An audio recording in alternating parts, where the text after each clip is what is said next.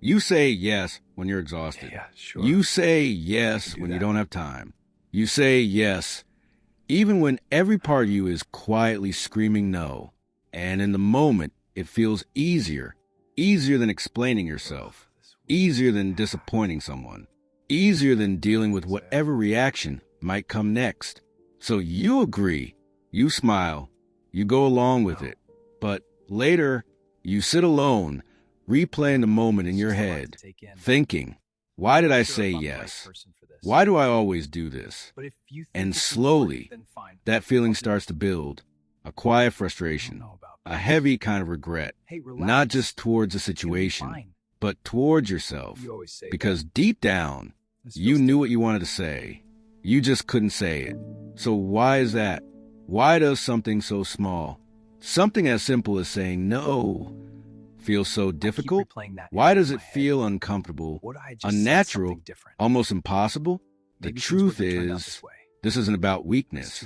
It's not because you're too nice. It's not because you lack confidence. It's because your mind has been trained over time to avoid saying no. And that training didn't happen overnight.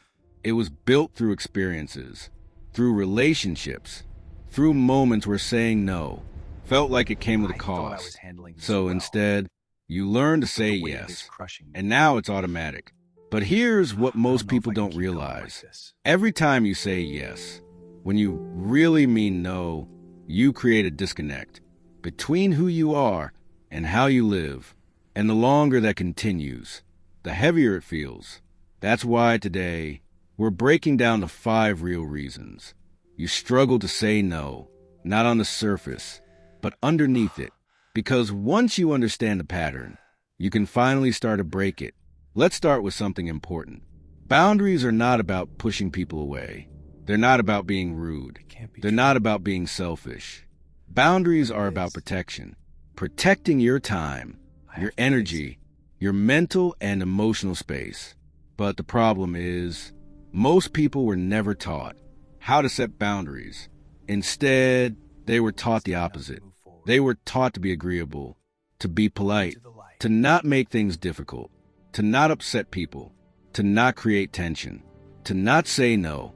So if this is something you struggle with, it didn't start with you. But if you don't become aware of it, it will continue through you. Reason number 1, you're afraid of rejection. At some point in your life, your brain made a connection, a simple but powerful one. If I say no, something might change.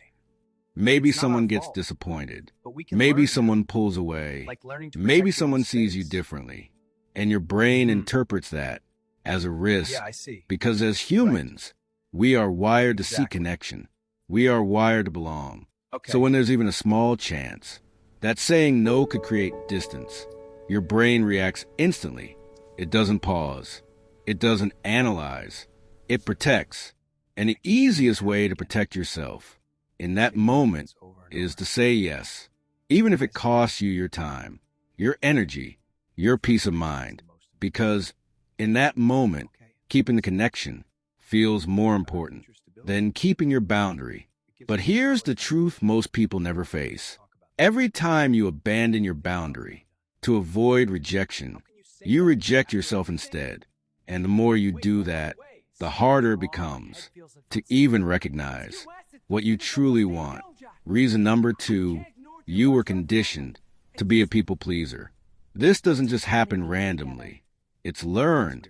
Maybe you grew up being praised for being the easy one, the one who didn't argue, the one who didn't cause problems. Maybe you were rewarded for putting others first. Or maybe you only felt accepted when you met certain expectations. So you adapted.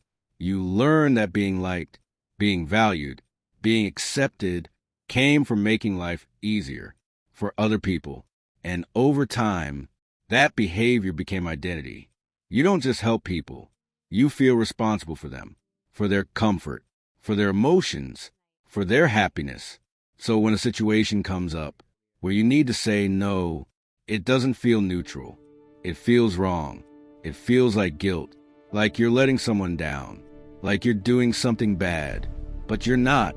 You're just stepping outside of a pattern You did a that great you were job, taught sweetie. to survive. Thanks, Mom. Reason number So proud of 3, you. you avoid Keep up the conflict, good work. not because you're weak, Let's try. but because conflict It's been a to you long day. feels You both look uncomfortable, tired. I'll get the mugs. unpredictable, Oh, honey, you and don't have sometimes to. even I unsafe. want to help. So in your Yes. mind, Got it, no buddy. doesn't just Thanks. mean I've been no. thinking about this for a It while means now. tension. It's not an It easy means decision. confrontation. It means But dealing I with know what I have to reactions do. you'd rather It's avoid. time to face it. So instead, I can't you handle this choose a right smoother now. path. You agree. We need you. You go along. You keep things calm Trying, on the but it's too surface. much. But I have to underneath, step up. something else is happening. Because You have to every help me with time this now. you say No, yes, finish what you started when from you first. really mean Okay, no, okay, I'll do both, I you promise. create internal It's impossible. conflict. Just pick one. And that conflict doesn't She's all right. disappear. I don't know It if builds this is the right thing to do. slowly, quietly, Part of me wants until to, one but day another it part is turns holding into back. frustration, or What if emotional it all goes exhaustion, wrong? or even anger. That seems to come out of nowhere. But it didn't come out of nowhere. It came from all the moments you chose silence. Instead of honesty, avoiding conflict doesn't create peace. It delays it. Reason number 4, deep down, you don't fully I've been believe stuck in this comfort that your zone for too needs long. matter. It's time to take a And this risk. one is difficult to What if I notice fail? The uncertainty because on the paralyzes me. outside, No, I have it to looks do like this. I have to kindness. try. It looks like There we go. generosity. It looks like selflessness. But Reason underneath, 3, there's a pattern. When is the someone most asks something important from one. you don't pause. You don't check in with yourself. and the third You reason is most automatically important. adjust. You It's about automatically trust. make That's space. broken now. You automatically say Can't ignore yes. this any longer. Not because they're more This has to important, change, but starting because now. you've learned I to don't place know how to yourself say this. last. And over time, Something feels this wrong. turns into overgiving. I You can't shake this overextend feeling. yourself. You overcommit. You take on more than you can handle. And then you sit there wondering, why am I always tired? Why do I feel so drained? Because you're constantly giving from a place that isn't being refilled. You're living a life where everyone has access to you, except you. Reason number 5, you've been conditioned by guilt or manipulation. Because the truth is, not everyone respects boundaries. I Some have to people do this. push, There's no other some way. people pressure. But what if I Some don't? people know This exactly ruins everything. how to make you feel bad. For saying no, Back down now. I they have say to see things this like, through. it's not a big deal. I thought you cared. After everything I've done for you. And suddenly, what should have been a simple decision feels heavy. It feels emotional. It feels like saying no makes you a bad person. So you say yes, not because you want to, but because you don't want to carry that guilt. But that's not kindness. That's conditioning. And every time you give into it, you reinforce the pattern. You teach people that your boundaries can be pushed. So how do you change this? How do you start saying no Yes, without absolutely. I feeling do like believe everything Right? is going to So, fall yeah. apart? You don't start with Nailed it. words. That's the You key. start with belief. Glad You we're on have the to same page. change For sure. how you see yourself. You have to understand that your time matters. Your energy matters. Your needs matter. You matter.